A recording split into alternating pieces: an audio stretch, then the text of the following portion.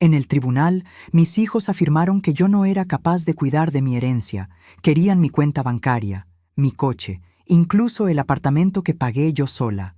Su abogado sonreía, seguro, como si todo ya estuviera decidido, hasta que el juez leyó la lista de mis bienes. Se puso pálido y se levantó de golpe. «Detengan esto ahora mismo, llamen a seguridad». El aire en esa sala olía a papeles viejos y miedo. Mi miedo, o al menos eso creían ellos. Me senté en aquella silla de madera gastada, con las manos sobre mi regazo, sintiendo cómo el frío del asiento se colaba a través de mi falda gris. 68 años llevaba en este mundo, y nunca imaginé que terminaría aquí, en un tribunal, frente a un juez, siendo juzgada por mis propios hijos. Rodrigo estaba a mi derecha, 42 años, el mismo pelo ondulado de su padre, pero sin su nobleza. Vestía traje azul marino, demasiado elegante para alguien que apenas pagaba su renta a tiempo. Junto a él, Valeria. 39 años, mi única hija, con ese maquillaje perfecto que siempre usaba para esconder lo que no quería que el mundo viera. Llevaba un vestido negro sobrio, como si ya estuviera de luto. Por mí, por la madre que aún respiraba frente a ella. Y entre ellos, como una serpiente enroscada, estaba el licenciado Gamboa. Su traje café brillaba bajo las luces fluorescentes y su sonrisa... Dios, esa sonrisa me revolvía el estómago. Era la sonrisa de alguien que ya había ganado, o eso creía él. «Su señoría», comenzó con esa voz engolada que me hacía rechinar los dientes. «La señora Carmela Sandoval Méndez presenta un evidente deterioro cognitivo. No puede manejar sus finanzas. Olvida fechas importantes. Confunde conversaciones. Sus propios hijos están aquí, preocupados, porque la aman y quieren protegerla. Protegerla. Esa palabra me atravesó como un cuchillo oxidado. Miré a Rodrigo. Él no sostuvo mi mirada. Sus ojos se desviaron hacia el suelo, hacia sus zapatos recién boleados. Valeria sí me miró, pero solo por un segundo. Vi algo en sus ojos. ¿Culpa? ¿Arrepentimiento? No lo sé. Lo que sí sé es que apartó la vista igual de rápido. El licenciado Gamboa sacó una carpeta. Papeles. Siempre los malditos papeles que la gente usa para destruir vidas. Tenemos pruebas, su señoría. Recibos sin pagar. Citas médicas olvidadas. Testimonios de vecinos que han notado comportamientos extraños. Hizo una pausa dramática. La señora Sandoval tiene una cuenta bancaria con 180,000 pesos, un vehículo Honda Civic modelo 2018 y un departamento de 85 metros cuadrados en la colonia Narvarte. Bienes que podría perder si alguien se aprovecha de su condición. Condición. Como si yo fuera una enfermedad. Como si mis 68 años me hubieran convertido en un trasto que había que guardar en un armario. El juez, un hombre de unos 58 años con el cabello plateado y gafas de marco grueso, revisaba los documentos con expresión seria. Se llamaba Héctor Maldonado. Yo había investigado. Tenía reputación de justo, pero también de impaciente con casos que le hacían perder el tiempo. Si esta historia te está atrapando tanto como me atrapó a mí vivirla, dale like, suscríbete y activa la campanita para que no te pierdas ninguna historia de vida real como esta. Porque lo que viene, nadie lo vio venir. Rodrigo pidió la palabra. Se aclaró la garganta, con ese gesto nervioso que tenía desde niño cuando mentía sobre quién había roto el jarrón de porcelana en la sala.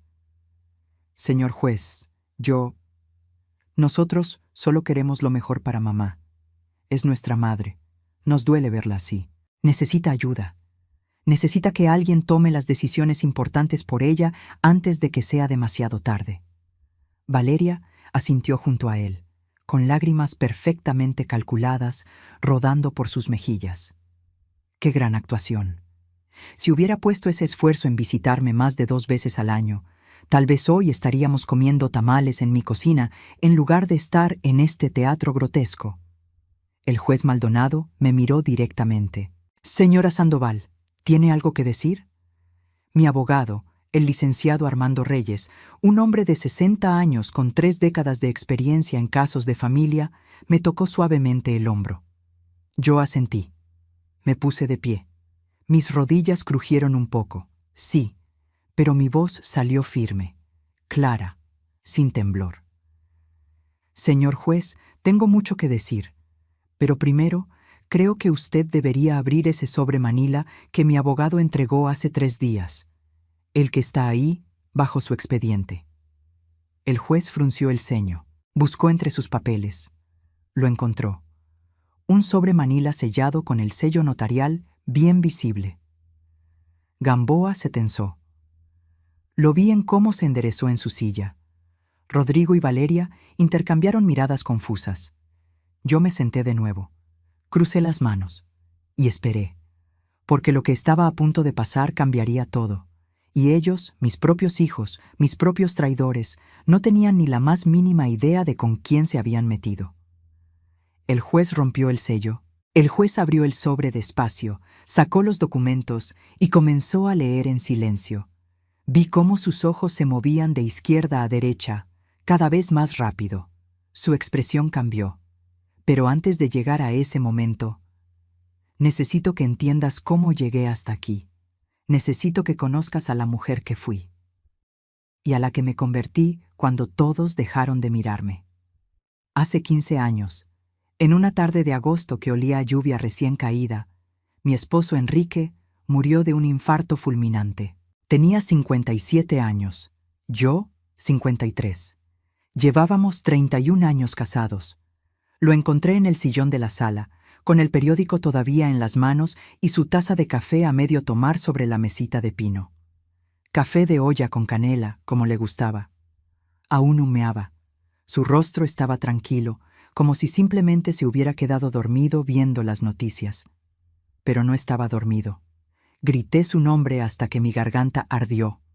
Los vecinos llamaron a la ambulancia.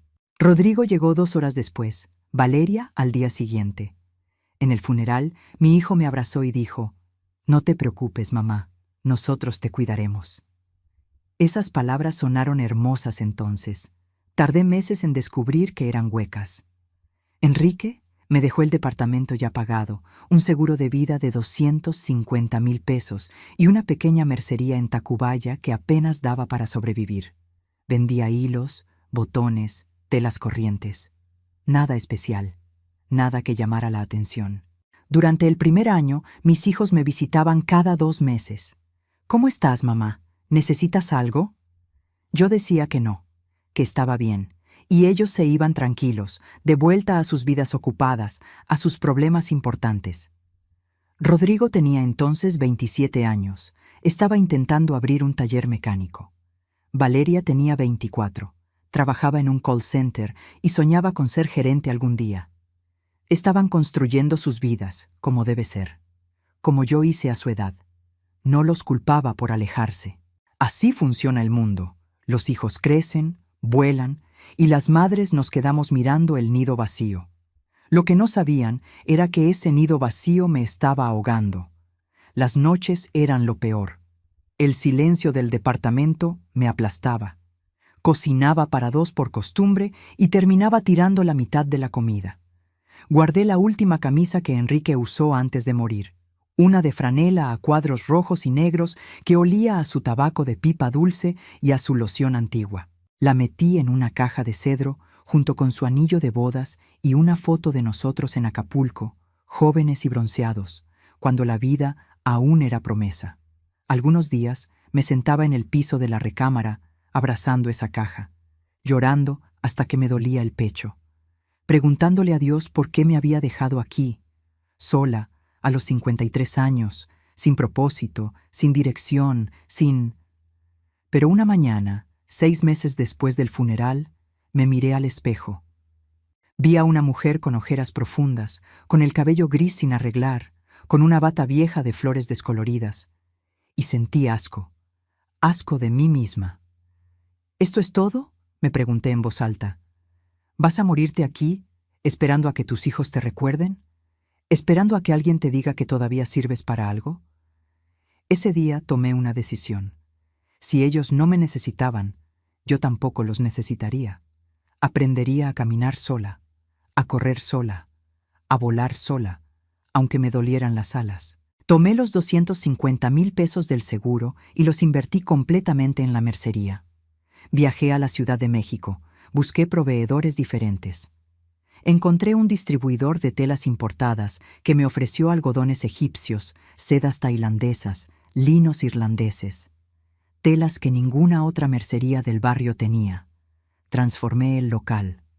Pinté las paredes de color marfil, instalé iluminación cálida, organicé las telas por colores como un arco iris. Puse precios justos pero no regalados. Calidad sobre cantidad. Los primeros 3 meses fueron duros. Vendí poco. Dudé. Lloré en el cuarto trasero del local, mordiéndome el puño para que nadie me escuchara. Pero entonces llegó ella, Lucía Domínguez, una diseñadora joven que buscaba telas especiales para su primera colección. Tenía 25 años, pelo cortísimo teñido de violeta y unos ojos color miel llenos de sueños locos. Pasó 2 horas tocando cada tela, imaginando vestidos que aún no existían. Compró 8 metros de seda color azul petróleo y me dijo: «Esta tela es perfecta. Si mi colección funciona, volveré». Su colección funcionó. Desfiló en una pasarela pequeña en La Condesa. Sus vestidos aparecieron en revistas de moda emergente. Y Lucía volvió, una y otra vez. Y con ella llegaron otros diseñadores. En 2 años, mi mercería se convirtió en boutique de telas. En 5 años, abrí una segunda sucursal en Polanco. Los ingresos se triplicaron. ¿Y mis hijos? Seguían visitándome 2 veces al año. En mi cumpleaños preguntaban: «¿Estás bien de dinero, mamá?». Yo respondía: «Me alcanza para mis gastos, no te preocupes». Nunca mencioné las 2 boutiques. Nunca presumí, porque algo dentro de mí sabía que el dinero cambia a las personas, y yo no quería descubrir si cambiaría a mis hijos. Pero hace 3 años, Rodrigo llegó a mi casa con cara de angustia. Necesitaba 80,000 pesos para salvar su taller. «Es un préstamo, mamá. Te lo devuelvo en 6 meses, te lo juro». Le di el dinero. Pasaron 6 meses, 1 año, 2 años. Nunca volvió a mencionar esa deuda. Ahí aprendí algo doloroso. Para algunas personas, tu generosidad no es amor, es debilidad. Y ahora, sentada en ese tribunal, viendo cómo el juez Maldonado leía mi inventario patrimonial, me pregunté: ¿cómo no vi venir esto? ¿Cómo no vi que mis propios hijos? Pero ya lo verías tú también. Ya verías lo que yo construí mientras ellos miraban hacia otro lado. Mientras el juez seguía leyendo esos papeles con expresión cada vez más tensa, yo recordaba cada paso que me había traído hasta este momento, cada decisión, cada sacrificio, cada vez que elegí el silencio sobre la verdad. Las boutiques de telas fueron solo el principio. A los 57 años, cuando la mayoría de las mujeres piensan en jubilarse, yo estaba aprendiendo sobre inversiones inmobiliarias. Me senté en oficinas de notarios, donde era la única mujer mayor. Aguanté las miradas condescendientes de hombres que me preguntaban: «¿Viene sola, señora? ¿No trae a su hijo para que le ayude con los números?». «Los números los entiendo yo perfectamente», respondía. Y firmaba con mi propia mano. Compré mi primer local comercial en la colonia Roma con las ganancias de las boutiques. Un espacio de 40 metros cuadrados que renté a una cafetería de especialidad. 28,000 pesos mensuales. Dinero que llegaba puntual cada 5 del mes, sin falta. 2 años después compré otro local, más grande, en La Condesa.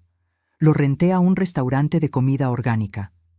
32,000 pesos al mes. Y luego un tercero en Coyoacán, esquina con avenida principal. Una tienda de productos naturales pagaba 45,000 mensuales por ese espacio. 105,000 pesos de ingresos pasivos cada mes, más las ganancias de las boutiques.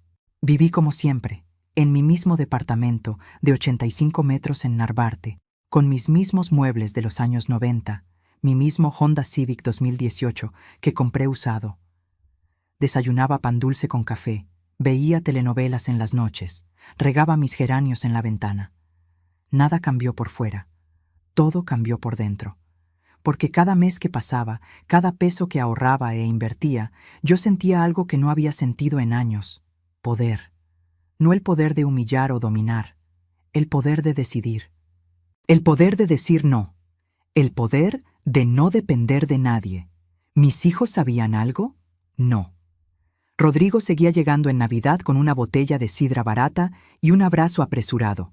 «¿Cómo está mi viejita linda? ¿Todo bien con la mercería?» Yo asentía. «Todo bien, hijo». Y él se iba temprano porque Patricia, su nueva novia, lo esperaba en casa de sus padres. Valeria me llamaba por teléfono una vez al mes. Conversaciones de 10 minutos. «¿Cómo estás, ma? Yo ando ocupadísima, ya sabes, el trabajo me tiene loca». Yo escuchaba. «Cuídate mucho, hija». Y colgábamos. Ninguno preguntaba detalles. Ninguno se interesaba en cómo realmente estaba. Y yo dejé de esperar que lo hicieran. A los 62 años, hice algo que nunca imaginé. Compré 2 departamentos en la colonia Coyoacán. Eran viejos, necesitaban remodelación completa. Invertí 400,000 pesos en cada uno. Pisos nuevos, baños modernos, cocinas integrales, pintura fresca. Los renté amueblados. Uno a una pareja de profesores extranjeros, 18,000 pesos al mes. El otro a un estudiante de posgrado, 15,000 mensuales. También invertí en la boutique de Lucía. Ella había crecido, tenía su propia marca, necesitaba capital para expandirse. Le propuse sociedad. Yo ponía el dinero, ella su talento. 40% para mí, 60% para ella. Justo. Equitativo. En 5 años, esa inversión me generó 2,200,000 pesos en ganancias. Y entonces, hace 4 años, recibí una llamada que cambió todo. Mi madre había muerto en Querétaro. Tenía 91 años. La última vez que la vi, 3 meses antes, me tomó la mano con sus dedos temblorosos y dijo: «Carmela, tú siempre fuiste la fuerte. Por eso te dejo el terreno de tu papá. Tus hermanos ya recibieron lo suyo. Tú mereces esto». El terreno en Querétaro, 3,000 metros cuadrados en zona de desarrollo, valuado en 4,100,000 pesos. Mi madre lo había conservado por 30 años, esperando el momento correcto. Ese momento era ahora. Lo guardé. No lo vendí. Porque ese terreno no era solo dinero. Era la última caricia de mi madre. Su forma de decirme: «Hija, te vi tu esfuerzo. Vi cómo te levantaste cuando todos pensaban que te quedarías en el suelo». Rodrigo fue al funeral. Preguntó: «¿Mamá te dejó algo la abuela?» Yo dije: «Unos recuerdos, hijo, nada más». Mentí. Y no me arrepentí. Porque cuando tus hijos solo aparecen cuando huele a herencia, cuando sus llamadas aumentan, cuando mencionas palabras como banco o propiedad, cuando sus abrazos se sienten como tasaciones, aprendes que el silencio es tu mejor armadura. Hace 2 años, en mi cumpleaños 66, los reuní a ambos. Preparé su comida favorita, mole poblano que me llevó 6 horas hacer, arroz rojo, frijoles refritos, tortillas hechas a mano. Puse la mesa con el mantel bordado que mi madre me regaló en mi boda. Rodrigo llegó 1 hora tarde. Patricia venía con él. Valeria llegó 2 horas tarde. El tráfico, ya sabes. Comieron rápido. Hablaron de sus vidas, sus problemas, sus deudas. Ninguno preguntó por las mías. Ninguno notó las nuevas arrugas en mi rostro. Ninguno vio que había perdido peso, porque las noches solas pesan en el estómago. Se fueron antes del postre. Esa noche, sentada en mi sala vacía, con el pastel de 3 leches intacto sobre la mesa, tomé una decisión fría y calculada. Si algún día intentaban quitarme lo que construí, descubrirían que la mujer que subestimaron durante 15 años había aprendido a rugir. Y ahora, en ese tribunal, mirando cómo el rostro del juez Maldonado pasaba de la seriedad a la sorpresa absoluta, supe que ese momento había llegado. Lo que ellos no sabían era que la peor amenaza no viene de los enemigos que conoces. Viene de la familia que nunca te tomó en serio. Patricia entró en nuestra familia hace 4 años como una ráfaga de perfume caro y sonrisas calculadas. Rodrigo la conoció en una aplicación de citas. Ella tenía 35 años, trabajaba como influencer de estilo de vida, con 20,000 seguidores que consumían sus recomendaciones de productos que nunca podía pagar. Publicaba fotos en restaurantes caros donde solo pedía agua, en boutiques donde nunca compraba, en gimnasios donde su membresía estaba vencida. Era hermosa, eso no podía negarlo. Cabello castaño con reflejos rubios impecables, uñas siempre perfectas, ropa que gritaba, «Mírenme». Pero sus ojos eran como dos cuentas de vidrio. Brillantes, sí, pero vacíos. La primera vez que vino a mi casa, inspeccionó cada rincón con mirada de tasadora. Tocó mis cortinas viejas, revisó mis muebles antiguos, miró mi cocina modesta y sonrió. Una sonrisa que decía, «Pobre viejita, no tiene nada». Rodrigo estaba embelesado. La miraba como si fuera un milagro. «Mamá, ¿no es increíble? Patricia es tan moderna, tan inteligente. Yo preparé café, serví galletas de avena caseras.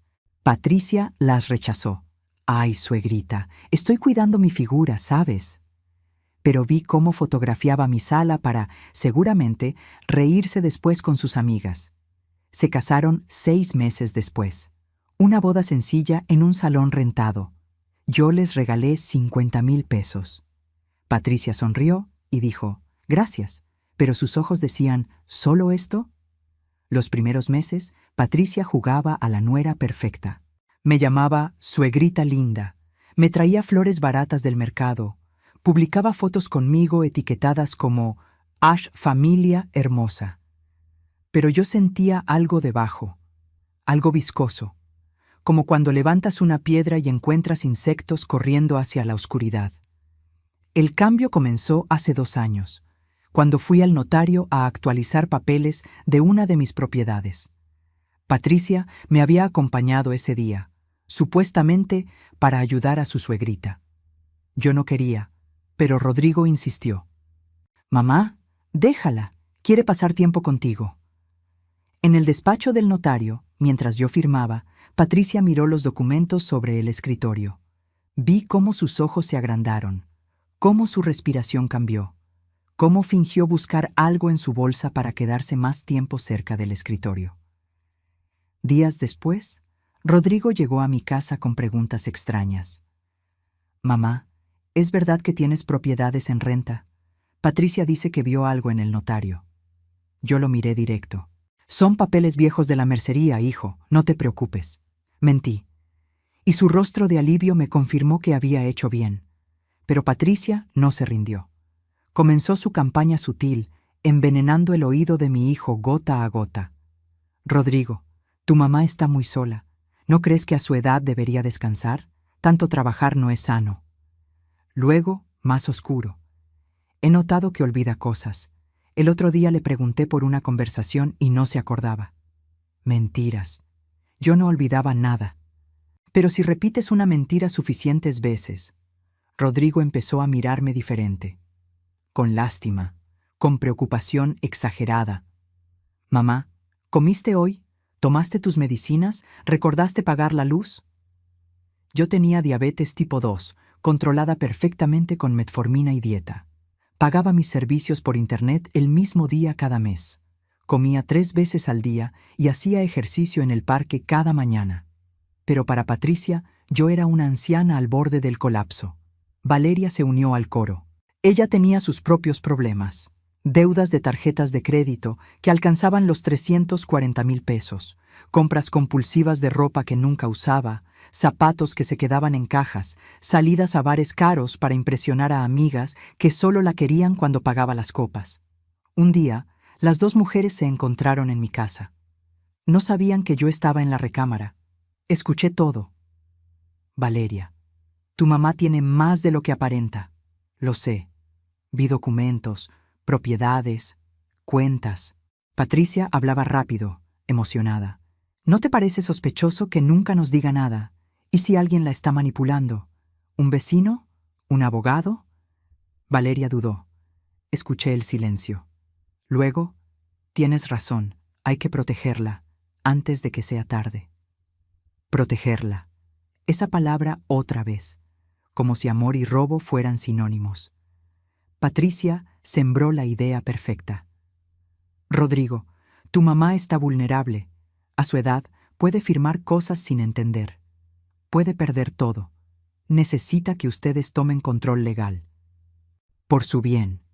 Y mi hijo, mi Rodrigo, el niño que mecí durante noches de fiebre, que abracé en sus peores pesadillas, que defendí de los bullies en la escuela, ese hijo me traicionó. Creyó a su esposa sobre su madre, porque Patricia había encontrado su debilidad. Rodrigo siempre fue débil de carácter. Siempre necesitó que alguien decidiera por él. Primero fui yo, luego fue ella. Y ella decidió destruirme. Una tarde, mientras tomábamos té en mi sala, Patricia soltó la bomba. Suegrita, Rodrigo y yo estamos preocupados. Has estado muy olvidadiza últimamente. Quizás deberíamos llevarte con un doctor, solo para revisar que todo esté bien. Yo sostuve mi taza con manos firmes. La miré directo a esos ojos de vidrio. Patricia, mi mente está perfecta, pero gracias por tu preocupación. Su sonrisa se congeló. Por un segundo, vi el veneno puro. Luego volvió la máscara. Claro, suegrita. Solo queremos lo mejor para ti. Lo que no sabían era que yo también había estado preparándome. Grabé conversaciones, guardé mensajes, documenté cada visita sospechosa, cada pregunta extraña, cada intento de hacerme parecer incapaz. Porque si algo aprendes cuando construyes un imperio desde la nada es esto: nunca subestimes a tus enemigos, ni siquiera cuando comparten tu sangre. Las visitas que antes eran 2 veces al año se convirtieron en 2 veces por semana. Rodrigo, Valeria, Patricia, siempre juntos, siempre vigilantes, siempre preguntando: «Mamá, ¿ya desayunaste? ¿Tomaste tu medicina? ¿Cerraste bien la puerta cuando saliste?». Preguntas que sonaban inocentes, pero que llevaban un mensaje oculto. Eres incapaz. Necesitas supervisión. Eres una carga. Patricia llegó con una libreta. Suegrita, vamos a organizarte mejor. Anota aquí cada medicina que tomas, a qué hora, para qué es. Me entregó la libreta como si fuera una niña de primaria aprendiendo a escribir. Yo la tomé. Sonreí y la guardé en un cajón donde sabía que nunca la volvería a ver. Pero eso no detuvo su campaña. Un martes por la tarde, llegaron los 3 sin avisar. Yo estaba cocinando arroz rojo, con ese olor a jitomate y ajo llenando la cocina. Patricia entró directo a revisar mi refrigerador. «Ay, suegrita, ¿cuánto tiempo tiene esta leche aquí? Se ve sospechosa». Tomó la botella, revisó la fecha. Estaba fresca, comprada 2 días antes. Pero igual dijo: «Mejor la tiro, ¿no? No queremos que te enfermes». Tiró mi leche a la basura, en mi propia casa. Valeria revisó mi pastillero. «Mamá, aquí hay pastillas sueltas. ¿Sabes para qué es cada una?». Yo sabía. Metformina 850 mililitros, una en la mañana, una en la noche. Atorvastatina 20 mg para el colesterol, una antes de dormir. Pero antes de que pudiera responder, Valeria ya estaba moviendo la cabeza con preocupación fingida. «Rodrigo, mira esto. Está desorganizada». Me trataban como testigo en mi propia vida. La gota que derramó el vaso fue un jueves de mayo. Yo había ido al supermercado. Compré lo de siempre: jitomates, cebollas, chiles, tortillas, café. Al regresar, encontré a los 3 en la puerta de mi edificio. «Nos llamó tu vecina, doña Refugio. Dice que te vio confundida esta mañana». Mentira. Doña Refugio era amiga mía desde hacía 20 años. Nunca diría eso. Pero resulta que Patricia le había dado 5,000 pesos para que testimoniara que yo andaba despistada, hablando sola, olvidando cerrar la puerta. Doña Refugio necesitaba el dinero para pagar sus medicinas de presión, y Patricia lo sabía. Me llevaron con el doctor. No mi doctor de siempre, sino uno que ellos escogieron. El doctor Saldaña, un geriatra con consultorio en Polanco. Consultorio caro, sillones de cuero, música ambiental tranquilizadora. El tipo de lugar diseñado para hacer sentir vulnerable a los pacientes. El doctor me hizo preguntas básicas. ¿Qué día es hoy? ¿En qué año estamos? ¿Recuerda lo que desayunó? Yo respondí todo correctamente. Miércoles 17 de mayo de 2023. Desayuné avena con manzana y nueces, pero cuando terminó, Patricia se quedó a solas con él 5 minutos. 5 minutos que me costaron un diagnóstico de deterioro cognitivo leve. Yo vi el billete de 500 pesos que Patricia deslizó sobre el escritorio del doctor junto con una sonrisa. Pagó por mi diagnóstico falso como quien compra tortillas. Las humillaciones se intensificaron. Patricia comenzó a publicar en sus redes sociales fotos mías saliendo del consultorio médico con el texto: cuidando a mi suegrita que está olvidadita. Familia es todo. Miata amor de sangre. 322 likes. Comentarios de sus seguidoras. Qué hermosa eres, Patricia. Bendita tú por cuidar a tu suegra. Ojalá mi nuera fuera así. Usaba mi supuesta enfermedad para ganar seguidores. Un día estaban las tres, Patricia, Valeria y una prima lejana, en mi sala cuando decidí ir a la recámara. Necesitaba un momento a solas. Abrí la caja de cedro, saqué la camisa de franela de Enrique. La apreté contra mi pecho, respiré profundo. Quería sentir su aroma a tabaco, aunque ya casi había desaparecido después de 15 años. Lloré, en silencio, como había llorado 1000 noches desde que mis hijos decidieron que yo era un problema a resolver. Patricia entró sin tocar. Me encontró con la camisa, con lágrimas rodando. No dijo nada en ese momento. Solo tomó una foto con su celular y salió. Media hora después, escuché su voz en la sala. ¿Ven? La encontré llorando con una camisa vieja, hablándole como si su esposo estuviera ahí. Vive en el pasado, no está bien. Mi dolor se convirtió en evidencia de mi locura. Rodrigo entró a mi cuarto. Vi culpa en sus ojos, pero también determinación envenenada. Mamá, creo que necesitas más ayuda de la que pensábamos. Esa noche, sola en mi cama, me permití quebrarme. Lloré hasta que me dolió la garganta. Golpeé la almohada. Grité contra la tela para que nadie me escuchara. Pregunté a Enrique, donde quiera que estuviera, por qué me había dejado sola con esto. Pero a la mañana siguiente, me levanté. Me lavé la cara. Me peiné con cuidado. Me vestí con mi falda gris preferida y mi blusa blanca almidonada. Y llamé al licenciado Armando Reyes, el mejor abogado de familia en Ciudad de México, porque si querían guerra, la tendrían. Pero descubrirían que yo había aprendido a pelear sucia cuando era necesario. El sobre llegó un lunes por la mañana. Cartero privado, sello oficial del Juzgado Familiar número 14. Lo abrí con manos que no temblaban, aunque mi corazón latía como tambor de guerra. Leí cada palabra, cada línea, cada acusación disfrazada de preocupación. Procedimiento de interdicción por presunta incapacidad para administrar bienes y persona. Demandantes: Rodrigo Sandoval y Valeria Sandoval. Causa: deterioro cognitivo severo de la señora Carmela Sandoval Méndez, que pone en riesgo su patrimonio y bienestar físico. Me senté en la mesa de la cocina, el mismo lugar donde había desayunado con Enrique durante 31 años. El mismo lugar donde había celebrado los cumpleaños de mis hijos cuando eran pequeños. El mismo lugar donde, ahora, leía cómo esos niños que crié querían declararme legalmente incapaz. Revisé los anexos. Había videos, grabaciones que Patricia había hecho a escondidas durante meses. En una, yo supuestamente estaba confundida en el supermercado, mirando los productos sin decidirme. Pero yo recordaba ese día.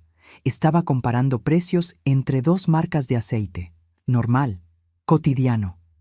Editado para parecer demencia. Había cartas, una del doctor Saldaña confirmando deterioro cognitivo leve pero progresivo. Otra de doña Refugio, mi vecina, diciendo que me había visto desorientada, olvidando cerrar la puerta, hablando sola. Testimonios comprados con billetes que necesitaban más que su dignidad. Patricia había declarado por escrito: mi suegra me confesó que un señor la visita seguido y ella firma papeles sin leer. Temo que alguien se esté aprovechando de su vulnerabilidad. Mentira. Pura mentira fabricada. Solicitaban tutela legal completa sobre mi persona y mis bienes, control total de mis cuentas bancarias, propiedades, decisiones médicas. Querían convertirme en un mueble más de mi propia casa. Los primeros 3 días no comí, apenas dormí. Me quedaba mirando el techo, preguntándome en qué momento perdí a mis hijos. ¿Fue cuando Enrique murió y los dejé volar solos? ¿Fue cuando no les conté de mi éxito porque temía cambiarlos? ¿O siempre fueron así y yo, ciega de amor maternal, nunca quise verlo? El cuarto día encontré una foto. Mi boda. Yo tenía 22 años, vestido blanco sencillo, ramo de margaritas, sonrisa que iluminaba el papel desteñido. Enrique a mi lado, 25 años, traje prestado, ojos llenos de promesas que cumplió hasta su último respiro. Esa chica de 22 años no sabía que quedaría viuda, no sabía que construiría un imperio sola, no sabía que sus hijos la traicionarían, pero esa chica era una luchadora, y yo seguía siendo ella. Me levanté, me bañé, me puse mi mejor vestido color vino, y llamé al licenciado Armando Reyes. Su despacho estaba en Reforma, piso 12, con vista a todo el Ángel de la Independencia. El licenciado tenía 60 años, cabello completamente blanco, traje gris impecable y ojos que habían visto 1000 tragedias familiares. Señora Sandoval, dijo después de revisar toda la documentación, esto es un intento claro de fraude procesal. Pero voy a serle honesta. Estos casos son difíciles de ganar si no tenemos evidencia contundente. Tengo evidencia, dije, y saqué mi teléfono. Mostré grabaciones propias de conversaciones con Patricia donde ella sugería ayudarme a firmar papeles o manejar mi dinero. Mostré mensajes donde Rodrigo le preguntaba ¿cuánto crees que tenga?, refiriéndose a mi patrimonio. Mostré estados de cuenta impecables de los últimos 5 años, cada pago a tiempo, cada inversión razonada, cada movimiento financiero perfectamente documentado. Necesito evaluaciones médicas, dijo el licenciado, con especialistas independientes, que destruyan ese diagnóstico falso. En 2 semanas me evaluaron 3 doctores, doctora Estela Vega, neuróloga con 32 años de experiencia. Me hizo pruebas cognitivas exhaustivas. Resultado: función cerebral excelente para mi edad, memoria superior al promedio, 0 signos de demencia. Doctor Julio Montemayor, geriatra reconocido. Examen físico completo, pruebas de coordinación, evaluación de capacidades. Resultado: paciente lúcida, orientada, completamente capaz de tomar decisiones. Doctora Carmen Robledo, psiquiatra forense. 3 sesiones de evaluación psicológica. Resultado: no hay deterioro cognitivo. Paciente con inteligencia emocional alta, capacidad de razonamiento intacta.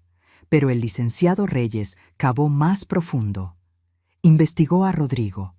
Encontró que había falsificado mi firma 2 meses atrás en una solicitud de préstamo bancario por 150,000 pesos. El banco había rechazado la solicitud, pero el intento quedó registrado. Teníamos análisis pericial de firmas que demostraba falsificación. Investigó a Patricia. Descubrió 2 demandas civiles por fraude en ventas por catálogo. Una por 67,000 pesos, otra por 89,000. Clientes que nunca recibieron productos pagados. Patricia los bloqueaba en redes sociales y desaparecía. Investigó al doctor Saldaña. Bomba. Tenía suspensión temporal de licencia en el estado de Jalisco por diagnósticos fraudulentos pagados por familiares que buscaban heredar anticipadamente. Y entonces hicimos el movimiento final. Preparé un inventario patrimonial completo, certificado por notario público. Cada propiedad, cada cuenta, cada inversión, cada peso. Lo sellamos en un sobre manila y lo entregamos al juzgado 3 días antes de la audiencia. ¿Está segura de esto?, preguntó el licenciado Reyes. Una vez que abran ese sobre, su patrimonio real será público en esa sala. Yo lo miré a los ojos. Licenciado, mis hijos quieren humillarme públicamente. Es justo que su humillación también sea pública. La noche antes de la audiencia, me senté en mi sala. Toqué los muebles viejos que Enrique y yo compramos con tanto sacrificio. Miré las fotos en la pared.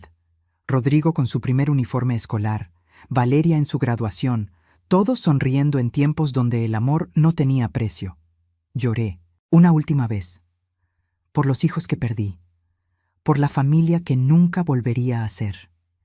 Y al día siguiente, me puse mi falda gris, mi blusa blanca, recogí mi cabello en un moño digno, y fui a ese tribunal a mostrarles quién era realmente Carmela Sandoval Méndez, la mujer que subestimaron, la mujer que construyó un imperio en silencio, la mujer que nunca volvería a arrodillarse ante nadie.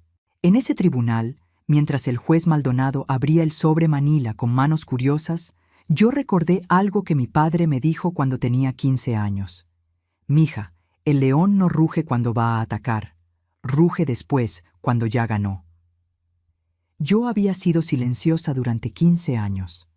Hoy era el día de rugir. El licenciado Reyes se puso de pie con elegancia calculada. Su señoría, solicito permiso para presentar evidencia adicional que desmiente cada acusación presentada contra mi clienta. El juez Maldonado asintió, aún leyendo los documentos del sobre. Su expresión era indescifrable, pero vi cómo sus cejas se arqueaban cada vez más. Proceda, licenciado. Armando Reyes era un maestro del drama legal. Caminó hacia el centro de la sala con un portafolio de cuero bajo el brazo. Patricia se removió incómoda en su asiento.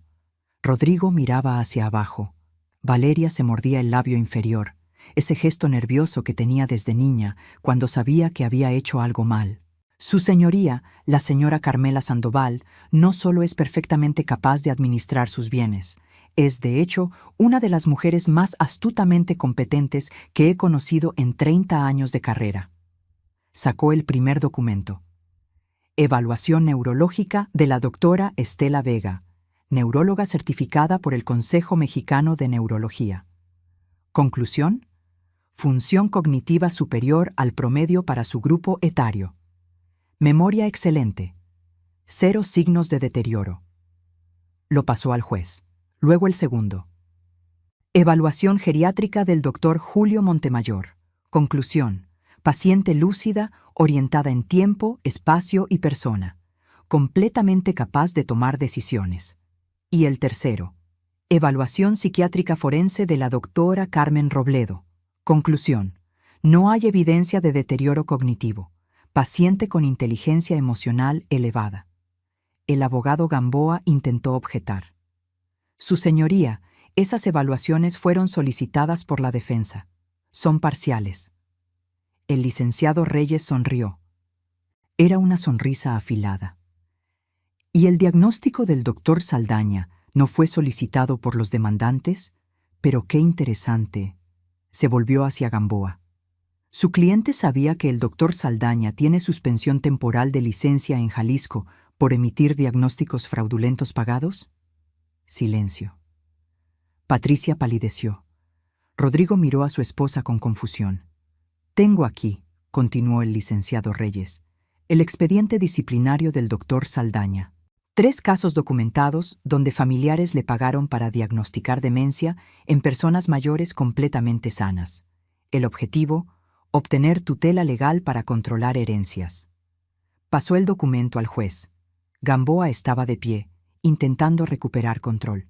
«Protesto, esto es...» «¿Verdad?», interrumpió Reyes. «Sí, lo es. Verdad incomoda». Entonces saqué mi teléfono, con manos firmes, aunque el corazón me latía en los oídos. El licenciado conectó mi teléfono al sistema de audio de la sala. Su señoría, con permiso de mi clienta, presentaré grabaciones que ella misma realizó de conversaciones con la señora Patricia Montes, nuera de la demandada. En México, es legal grabar conversaciones cuando uno es parte de ellas. Presionó play. La voz de Patricia llenó la sala. Suegrita, ¿y si te ayudo con tus papeles? Esos del banco, los de las propiedades. Puedes firmar y yo me encargo de todo. Es más fácil así, ¿no? Mi voz. No es necesario, Patricia. Yo manejo mis asuntos. Patricia. Ay, pero a tu edad, ¿no te da miedo equivocarte? Rodrigo y yo podríamos ayudarte mejor. Otra grabación. Esta más clara, más calculada. Patricia, hablando con Rodrigo sin saber que yo grababa desde la cocina. Tu mamá tiene más dinero del que dice. Lo sé. Vi documentos en el notario, propiedades. Necesitamos actuar antes de que lo pierda o alguien se lo quite. Rodrigo, ¿estás segura? Patricia, segurísima. Y si no actuamos, nos vamos a arrepentir. El juez Maldonado levantó la mano. La grabación se detuvo. Miró a Patricia con severidad. ¿Señora Montes? Patricia abrió la boca. No salió nada. Por primera vez en 4 años vi a esa mujer sin palabras. El licenciado Reyes no había terminado. Su señoría, hay más. El señor Rodrigo Sandoval falsificó la firma de su madre en una solicitud de préstamo bancario por 150,000 pesos hace 2 meses. Tenemos el análisis pericial. Pasó el documento. Vi cómo Rodrigo se hundía en su silla. Valeria lo miraba con horror. La señora Valeria Sandoval extrajo 95,000 pesos de una cuenta compartida que la señora Carmela mantenía para emergencias familiares. Dinero que nunca devolvió ni mencionó. Valeria cerró los ojos. Lágrimas reales esta vez, no las falsas del teatro inicial. Y la señora Patricia Montes, aparte de las 2 demandas civiles por fraude que ya tiene en su historial, utilizó la supuesta enfermedad de su suegra para solicitar donaciones en redes sociales. 43,000 pesos recaudados con publicaciones que decían «Ayuden a mi suegrita enferma». Dinero que usó para pagar sus deudas personales. Mostró las capturas de pantalla, los posts, las transferencias bancarias. El juez Maldonado se quitó los lentes. Se frotó el puente de la nariz. Cuando volvió a ponérselos, su expresión había cambiado completamente. Licenciado Gamboa, espero que tenga una explicación excelente para todo esto. Gamboa tartamudeó. Por primera vez, su seguridad se había evaporado. Su señoría, mis clientes me informaron que... ¿Sus clientes le mintieron?, interrumpió el juez. ¿O usted sabía y procedió de todas formas? Silencio incómodo. Y entonces el juez abrió completamente el sobre manila. Sacó todas las páginas del inventario patrimonial. Comenzó a leer en voz baja. Sus ojos se movían rápido. Demasiado rápido. De repente se detuvo. Me miró. Por primera vez desde que comenzó la audiencia, me miró directamente. Y en sus ojos vi lo que venía. El momento que yo había esperado. El momento que mis hijos nunca imaginaron. El momento en que el silencio se convertiría en trueno. Licenciado Gamboa, dijo el juez Maldonado con voz controlada pero tensa. ¿Usted revisó el patrimonio real de la señora Sandoval antes de presentar esta demanda? Gamboa tragó saliva. Su señoría, los demandantes me informaron que su madre tenía una cuenta bancaria de 180,000 pesos, un vehículo Honda Civic 2018 y un departamento en Narvarte. Esos son los bienes que buscamos proteger. Ya veo, dijo el juez. Había algo extraño en su tono. Algo que hizo que hasta los asistentes de la sala se enderezaran en sus asientos. ¿Y ninguno de ustedes investigó más allá? Rodrigo levantó la vista. Por primera vez mostraba incertidumbre genuina. ¿Más allá? No entiendo, señor juez. El juez Maldonado miró los papeles otra vez. Luego a mí. Había respeto en su mirada. Algo que no estaba ahí al inicio. Señora Sandoval, ¿podría ponerse de pie? Me levanté, mi espalda recta, mi cabeza en alto, mis manos tranquilas a los costados. ¿Puede recitar para este tribunal sus datos personales básicos? Fecha de nacimiento, dirección actual, números de identificación. Carmen Dolores Sandoval Méndez, dije con voz clara. Nacida el 12 de marzo de 1957 en Puebla, 68 años de edad. Domicilio actual. Avenida Cuauhtémoc, 847, Departamento 502, Colonia Narvarte, Código Postal 03020, Ciudad de México. INE número. Recité los 16 dígitos sin pausar. CURP. Los 18 caracteres, perfectos. El juez asintió. ¿Recuerda qué desayunó esta mañana? Avena con manzana, canela y nueces. Café americano sin azúcar. 2 vasos de agua natural. ¿Qué día es hoy? Jueves 22 de junio de 2025. ¿Puede decirme las fechas de nacimiento de sus hijos? Rodrigo Antonio Sandoval Méndez, 15 de abril de 1983. Valeria Cristina Sandoval Méndez, 28 de septiembre de 1986. Rodrigo cerró los ojos, porque él no recordaba mi fecha de cumpleaños. Lo supe por su expresión. ¿Puede enumerar sus propiedades y sus valores aproximados? Y aquí llegó el momento. Cuenta bancaria personal en Banco Santander, 180,000 pesos. Cuenta de inversiones en GBM, 3,847,000 pesos. 3 locales comerciales en renta. Uno en la Roma valuado en 2,800,000 pesos. Uno en la Condesa valuado en 3,200,000 pesos. Uno en Coyoacán valuado en 2,500,000 pesos. Patricia dejó de respirar. La vi. Su pecho se detuvo. Continué. Participación del 40% en boutique de telas, Lucía Domínguez Diseño, valuada en 2,200,000 pesos. 2 departamentos en renta en la colonia Coyoacán, valuados conjuntamente en 5,600,000 pesos. Terreno de 3,000 metros cuadrados, en Querétaro. Zona de desarrollo, valuado en 4,100,000 pesos. El silencio en la sala era absoluto. Podía escuchar la respiración agitada de Valeria, el ligero gemido que escapó de los labios de Patricia. Valor total de mi patrimonio, dije mirando directamente a mis hijos, 24,427,000 pesos. Rodrigo se puso blanco, como si alguien hubiera drenado toda la sangre de su cuerpo. Se aferró a los brazos de su silla. Patricia abrió la boca. No salió sonido. Sus ojos de vidrio ahora mostraban algo. Pánico puro. Valeria se tambaleó incluso sentada. Se llevó una mano al estómago como si fuera a vomitar. El juez Maldonado se puso de pie. Su expresión había pasado de seria a genuinamente molesta. «Detengan esto ahora mismo». Todos saltamos, hasta los asistentes judiciales. «Licenciado Gamboa, ¿usted tenía conocimiento del patrimonio real de la señora Sandoval?» No, su señoría. Mis clientes nunca...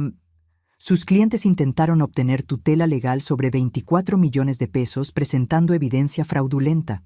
El juez casi gritaba. «Esto no es protección familiar. Esto es intento de desfalco». Se volvió hacia el asistente judicial. «Llamen a seguridad. Quiero que se investigue inmediatamente cada documento presentado por la defensa». Patricia intentó levantarse. 2 guardias de seguridad ya estaban en las puertas. El juez continuó, cada vez más indignado conforme revisaba los documentos. «Tengo aquí certificado de fideicomiso. La señora Sandoval destinó el 60% de su patrimonio a una fundación de ayuda a viudas emprendedoras. 14,656,000 pesos, fideicomiso irrevocable, establecido hace 6 meses con el notario público número 147.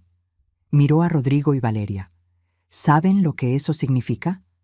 Significa que incluso si hubieran ganado esta farsa de demanda, la mayor parte del dinero nunca hubiera sido de ustedes.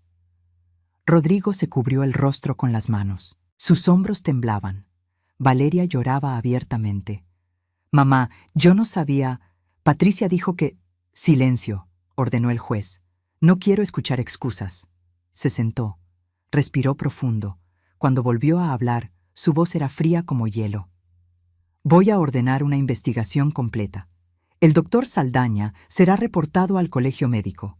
Los testigos que declararon falsamente serán llamados a declarar bajo juramento. Y ustedes 3, señaló a Rodrigo, Valeria y Patricia, van a explicarle al Ministerio Público exactamente qué estaban intentando hacer aquí».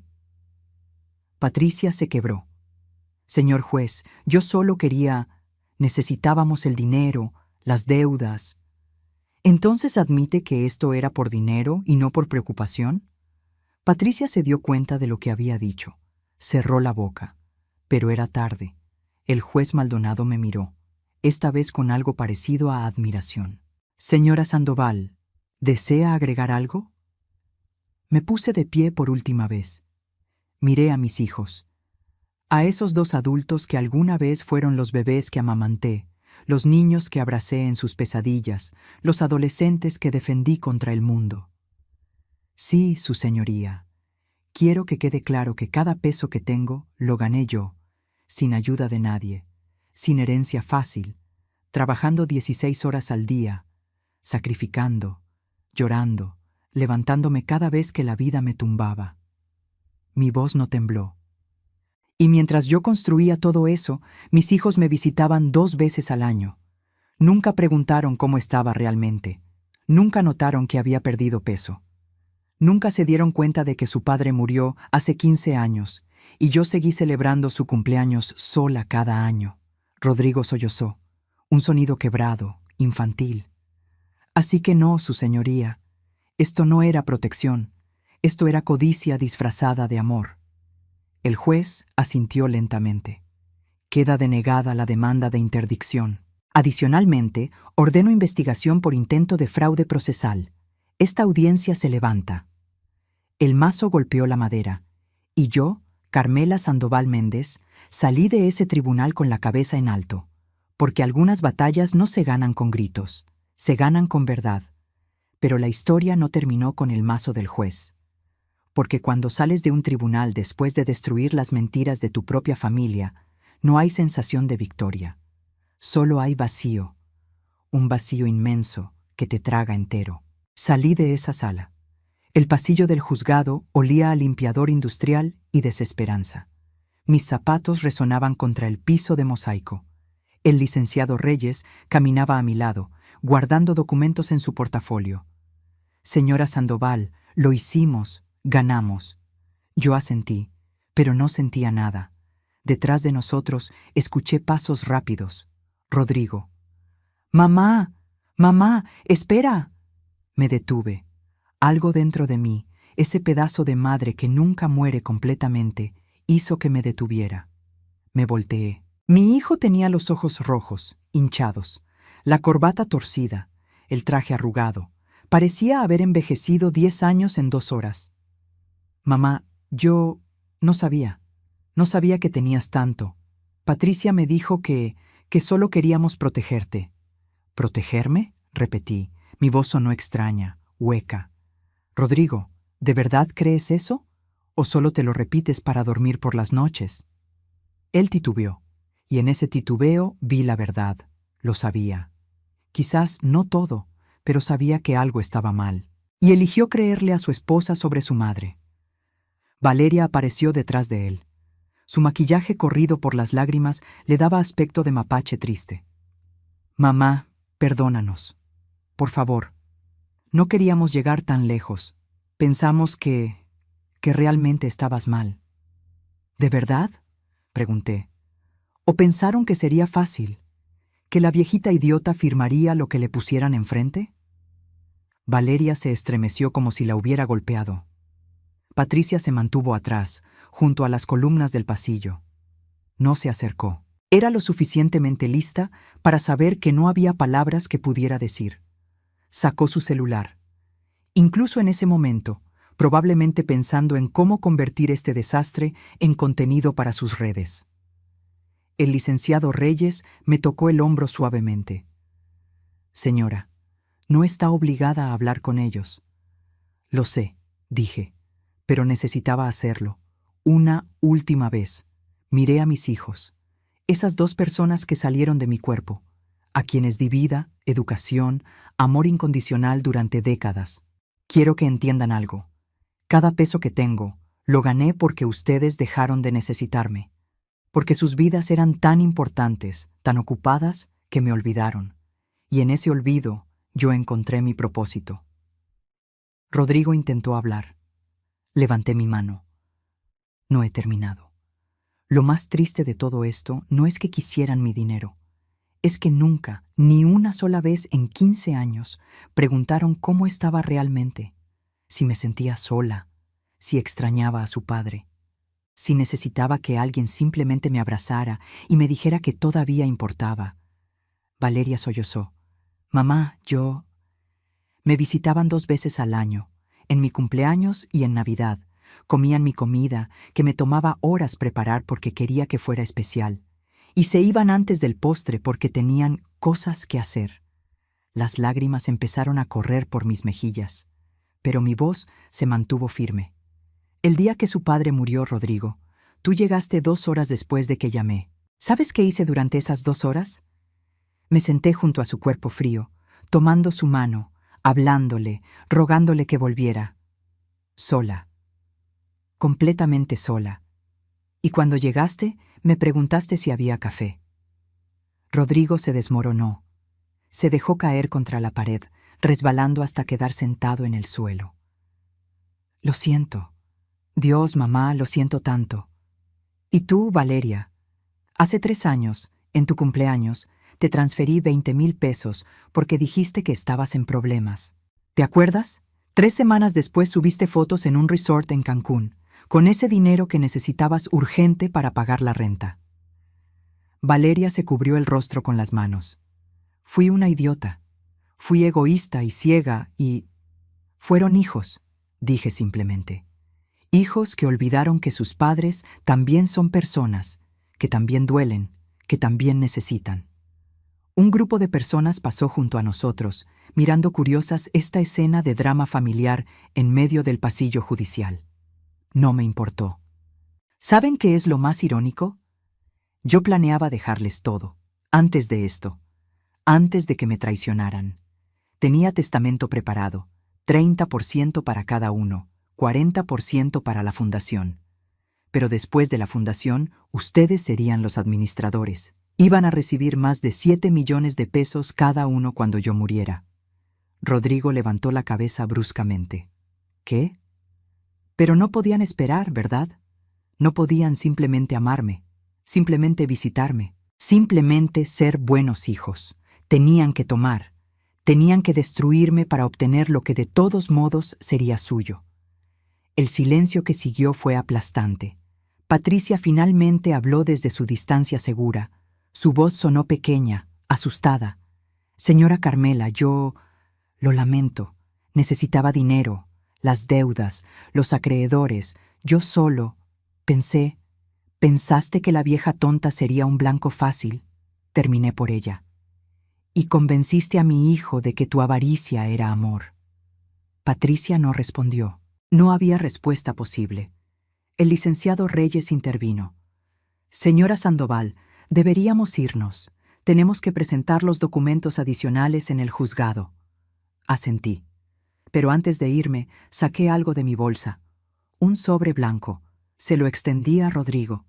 ¿Qué es esto?, preguntó, tomándolo con manos temblorosas. La verdad, dije.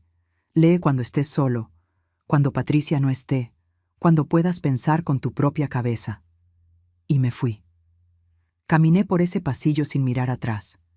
Porque si miraba atrás, si veía a mi hijo roto en el suelo o a mi hija llorando contra la pared, mi resolución se habría quebrado. Y ya había llorado suficiente por ellos. En el taxi de regreso a casa, el licenciado Reyes me preguntó, ¿qué había en el sobre? Fotos, dije mirando por la ventana. ¿De cuándo eran niños? Rodrigo con su primer uniforme escolar, sonriendo sin dientes frontales. Valeria en su graduación de primaria, abrazándome con ese vestido rosa que le encantaba. ¿Por qué? Porque necesitan recordar quiénes fueron antes de convertirse en lo que son ahora. El licenciado no dijo nada más. Solo asintió. Esa noche, en mi departamento vacío, me senté en la sala con la caja de cedro en mi regazo. Saqué la camisa de Enrique. Apenas quedaba su olor, pero la abracé de todas formas. Lo hice, amor, susurré. Me defendí. Les mostré que no soy débil. El silencio fue mi única respuesta. Lloré.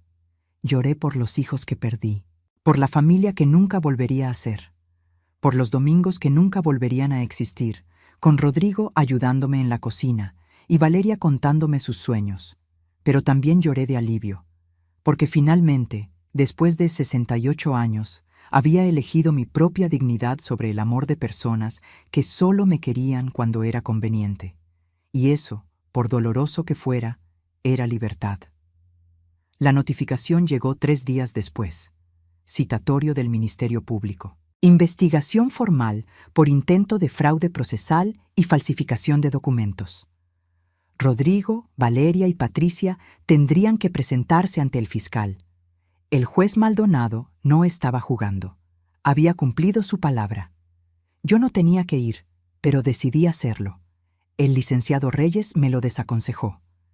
Señora Sandoval, usted ya ganó. No necesita exponerse más. No voy por mí, le dije. Voy por todas las mujeres mayores que han sufrido esto en silencio. Las que no tienen 22 millones de pesos para defenderse. Las que realmente pierden sus casas, sus vidas, porque sus familias son codiciosas y el sistema no las protege. Así que fui. La oficina del fiscal Javier Montoya era pequeña, con paredes color gris institucional y archiveros metálicos hasta el techo. Él tenía unos 45 años, bigote recortado y expresión de alguien que había visto demasiada maldad humana. Señora Sandoval, dijo estrechando mi mano con firmeza, su caso ha llamado mucho la atención, no solo por las cantidades involucradas, sino por el método. ¿El método? El uso de diagnósticos médicos falsos para declarar incompetencia es cada vez más común. Familias que quieren heredar anticipadamente. El problema es que la mayoría de las víctimas realmente son mayores vulnerables que no pueden defenderse. Sentí un escalofrío. ¿Cuántos casos hay? Oficialmente unos 20 al año solo en Ciudad de México. Extraoficialmente, probablemente cientos. Muchos nunca llegan a tribunal. Las familias convencen a la víctima de que es por su bien, le quitan todo y nadie se entera. Me senté más derecha. Entonces mi caso puede servir de precedente. Exacto. Por eso necesito que sea completamente honesta conmigo sobre todo lo que pasó. Durante 2 horas le conté todo. Cada manipulación, cada visita calculada, cada comentario diseñado para hacerme parecer incompetente. El fiscal grababa, tomaba notas, hacía preguntas específicas. ¿Tiene las grabaciones originales? Todas. En mi teléfono, respaldadas en la nube. ¿Los testimonios falsos de los vecinos? Doña Refugio ya confesó que Patricia le pagó 5,000 pesos. Tengo su declaración firmada. El fiscal sonrió ligeramente. Usted es una testigo muy organizada, señora Sandoval. No soy testigo, corregí. Soy la víctima que se negó a hacerlo. 2 semanas después, Patricia fue llamada a declarar. Llegó sin Rodrigo. Vestía ropa sencilla, sin maquillaje, el cabello recogido en cola simple. Intentaba verse vulnerable, arrepentida. Yo estaba en la sala de espera cuando pasó frente a mí. Nuestros ojos se encontraron. Por un segundo, vi algo parecido a vergüenza real. Luego, apartó la mirada y entró a la oficina del fiscal. Su declaración duró 3 horas. Cuando salió, tenía los ojos rojos pero secos, como si ya no le quedaran lágrimas. O quizás nunca las tuvo. Se detuvo frente a mí.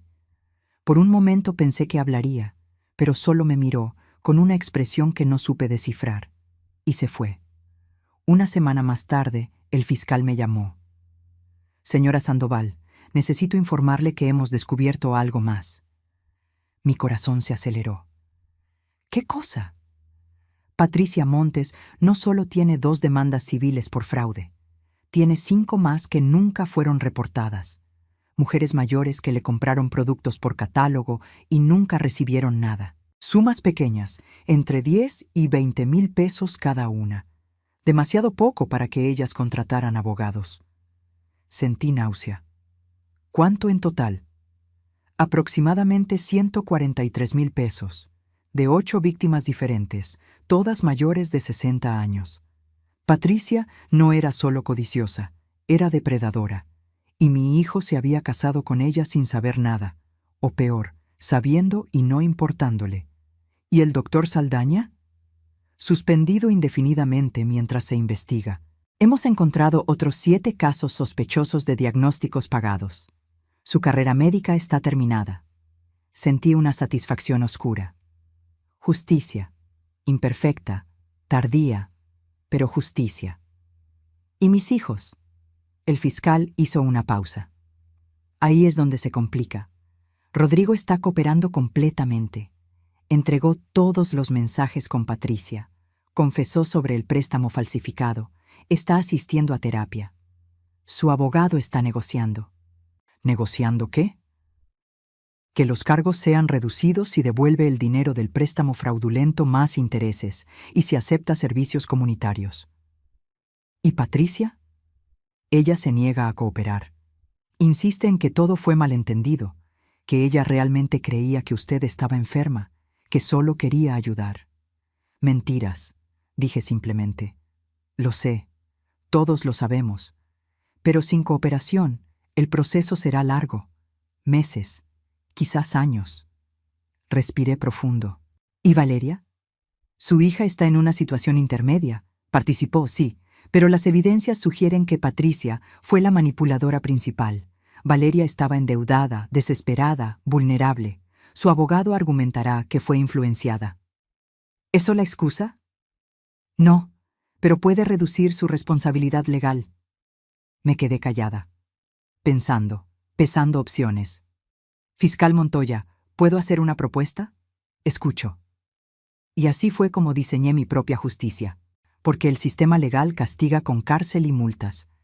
Pero yo quería algo más profundo. Quería que aprendieran. Mi propuesta fue simple pero devastadora. Rodrigo devolvería los 150,000 pesos del préstamo falsificado, más 50,000 de intereses y daños. Total, 200,000 pesos que no tenía.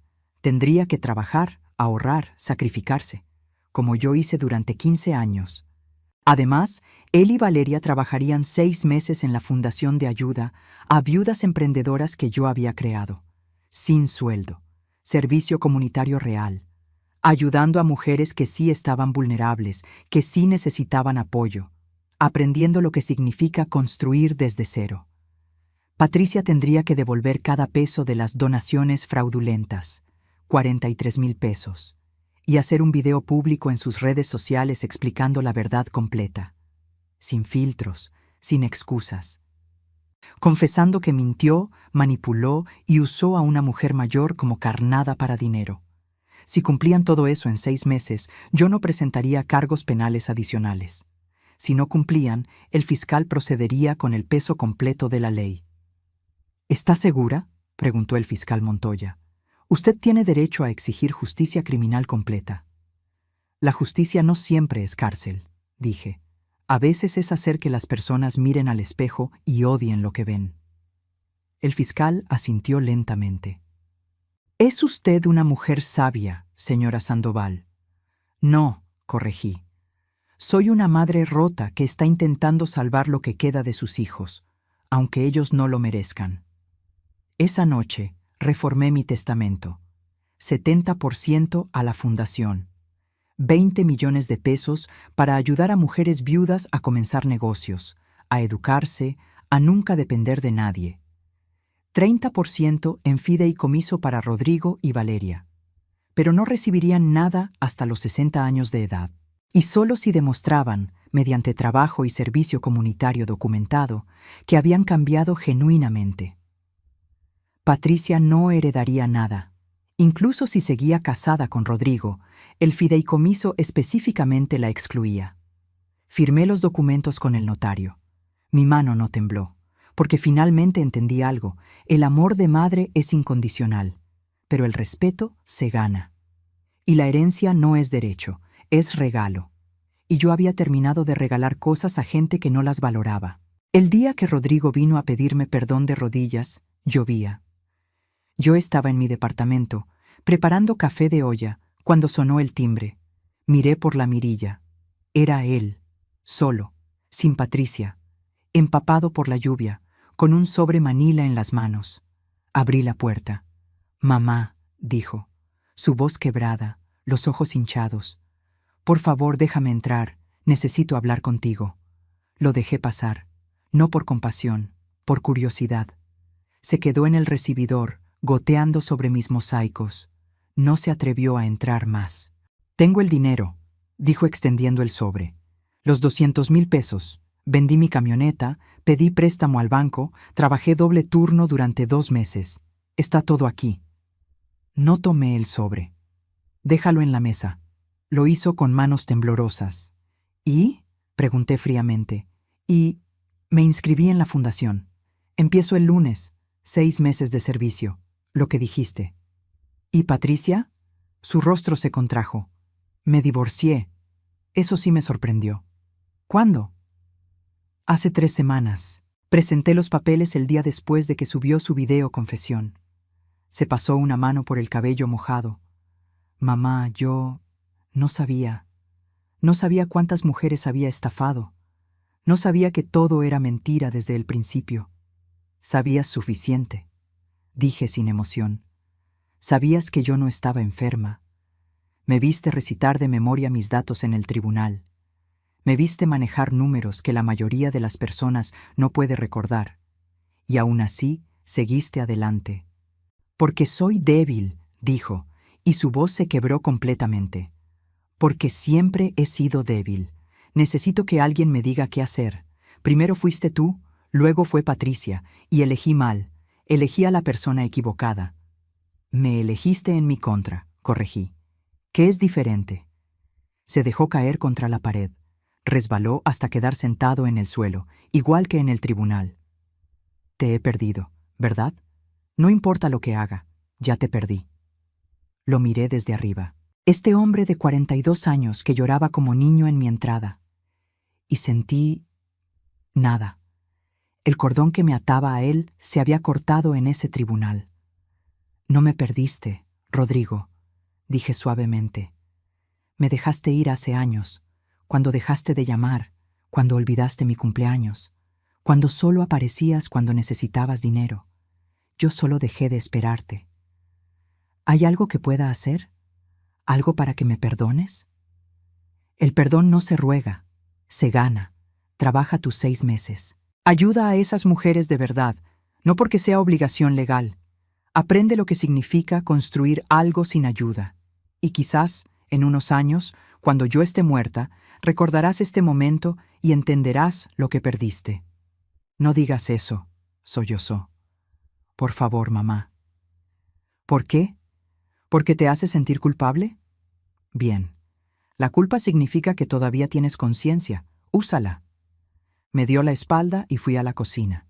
Serví mi café. Lo tomé lentamente, escuchando los sollozos apagados de mi hijo en el recibidor. Cuando terminé, regresé. Él seguía ahí, ahora con la cabeza entre las rodillas. «Puedes irte», dije. Se levantó con dificultad. Caminó hacia la puerta. Se detuvo. «¿Mamá? ¿Qué?» «Las fotos que me diste. Las miro todos los días y me odio. Me odio por lo que le hice a ese niño de las fotos, por convertirme en esto». «Bien», dije. «El autoodio es el primer paso hacia el cambio». Y cerré la puerta detrás de él. Valeria vino 2 días después, con flores, rosas amarillas, mis favoritas. Excepto que yo nunca le había dicho que eran mis favoritas. Probablemente las compró al azar. «Mamá», dijo cuando abrí. «¿Podemos hablar?» La dejé entrar. Las flores las puse en un florero sin agua. Un gesto pequeño pero deliberado. Ella lo notó. Se mordió el labio. «Empiezo en la fundación la próxima semana», dijo. «Con Rodrigo. 6 meses. Lo sé, el fiscal me informa de todo. Mamá, yo... Patricia me manipuló. Me hizo creer que... Basta», la interrumpí. «No me insultes con excusas. Patricia era manipuladora, sí. Pero tú eres adulta. Tomaste decisiones. Firmaste documentos. Testificaste en mi contra». Sus ojos se llenaron de lágrimas. Estaba desesperada. Las deudas, los acreedores llamándome día y noche, amenazando con demandas. Pensé que si tenías tanto dinero... ¿Pensaste que no me daría cuenta? ¿Pensaste que la tonta de tu madre simplemente firmaría su vida? No, yo... Creí que realmente estabas mal. Patricia mostró videos, testigos. El doctor dijo... Y nunca, ni una sola vez te preguntaste si era verdad. Nunca viniste a mí directamente. Nunca me miraste a los ojos y preguntaste, «Mamá, ¿de verdad estás enferma?» Porque si lo hubieras hecho, te habría dicho la verdad. Valeria se desmoronó en el sofá, porque sabía. En el fondo, sabía que estabas bien. Pero quería creer la mentira porque era más fácil, porque significaba dinero, solución rápida a todos mis problemas. Al menos era honesta. Eso era algo. ¿Sabes qué es lo más triste?, dije sentándome frente a ella. Si hubieras venido a mí hace 2 años y me hubieras dicho, «Mamá, estoy en problemas. Tengo 340,000 pesos de deuda. Necesito ayuda», te habría ayudado. No todo, porque necesitas aprender a manejar dinero.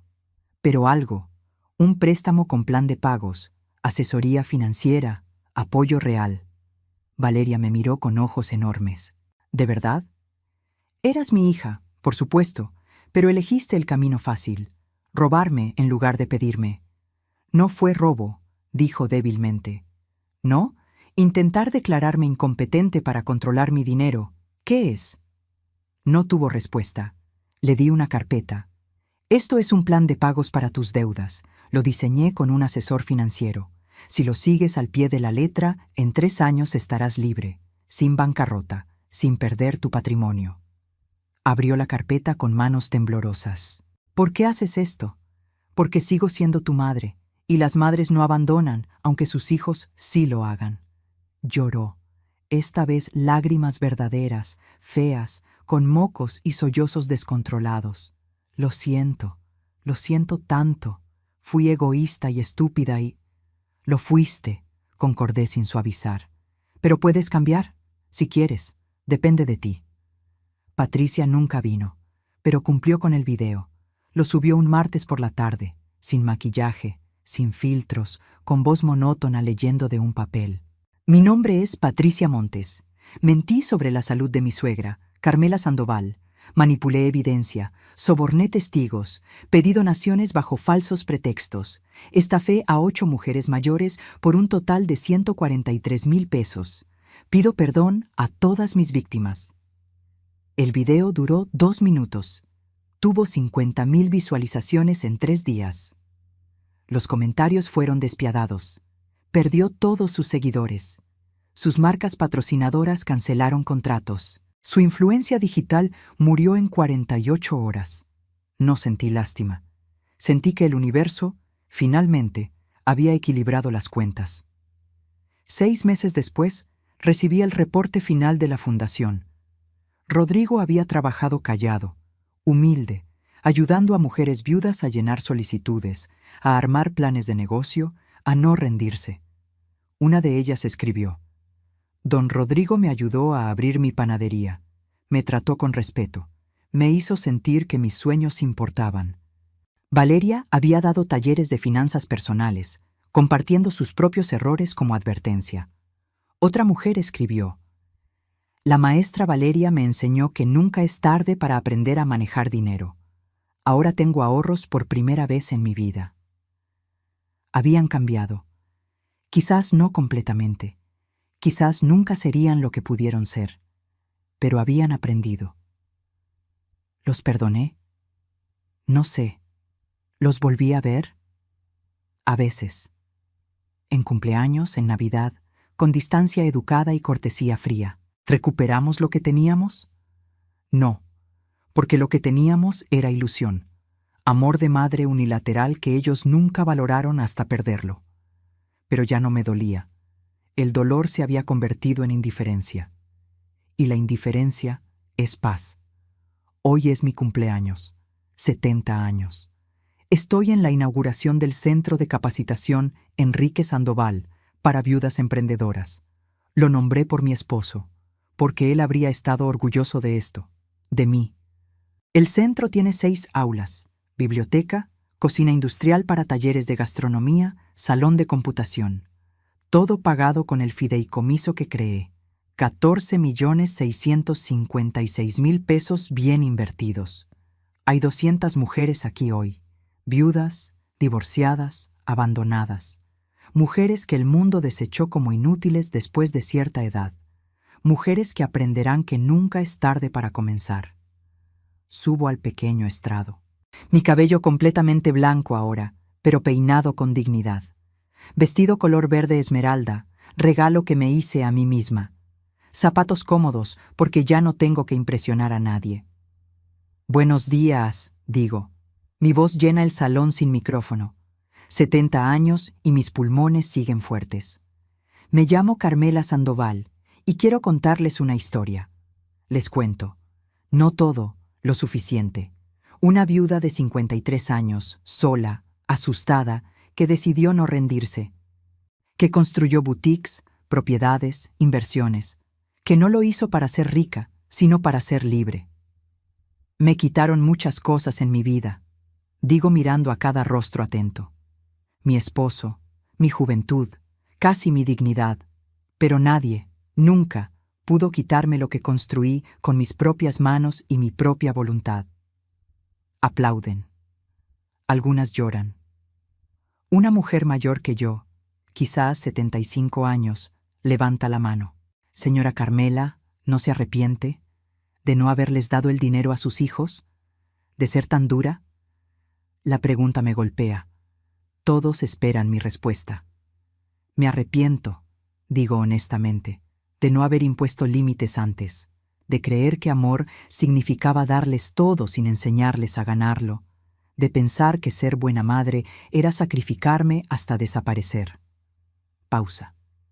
Pero no me arrepiento de defenderme, porque si yo, con recursos y educación, no lo hago, ¿qué esperanza tienen las que no tienen nada?